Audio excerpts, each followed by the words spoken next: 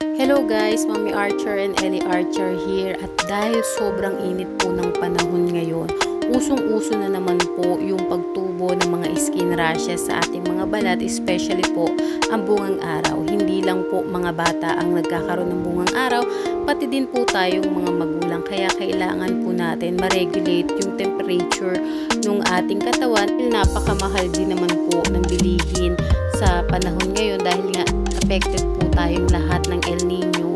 Naisip kong gumawa na lang ng sarili ni Ellie na prickly heat powder. So yung mga ingredients po niyan is standard.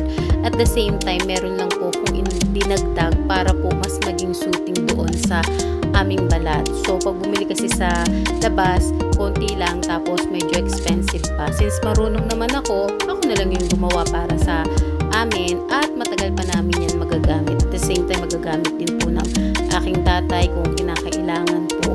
Dahil nga, syempre, pag matanda na, sensitive na din po yung balat ng ating mga matatanda. Kaya kailangan din po ng mga soothing effect doon sa ating mga ginagamit sa balat.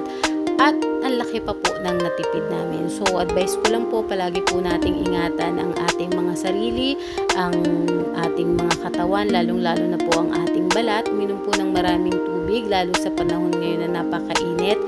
At huwag po ninyong kakalimutan kung kayo po ay may mga maintenance na, mag-maintenance po kayo at palagi po kayong konsulta sa inyong mga doktor para sa kalusugan. God bless po!